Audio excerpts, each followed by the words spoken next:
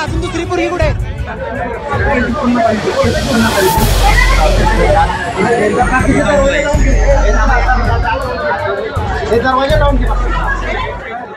सातारा बसस्थानकामध्ये शुक्रवारी युवतीला छेडछाड केल्याच्या प्रकरणातून महिलांनी स्टँडमधील क्लार्कला बेदम चोप दिला।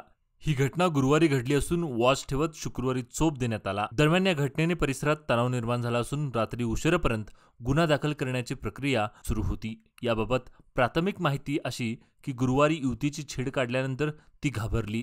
तिने घडलेल्या घटनेची माहिती कुटुंबियांना दिली।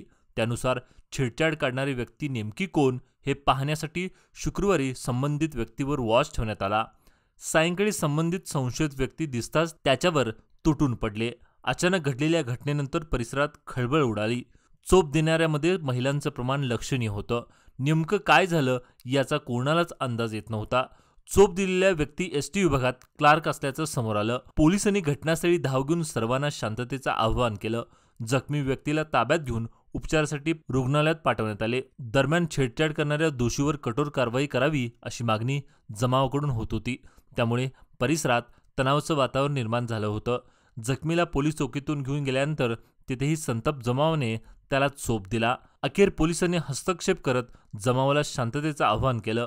पोलिसांनी पीडित युवतीला तक्रार देण्यास सांगितल्यानंतर रात्री उशिरापर्यंत गुन्हा दाखल करण्याची प्रक्रिया सुरू होती।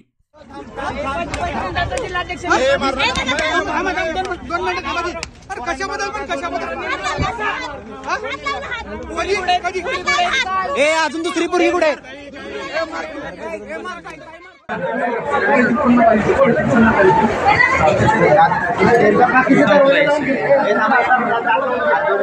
दरवाजा लावून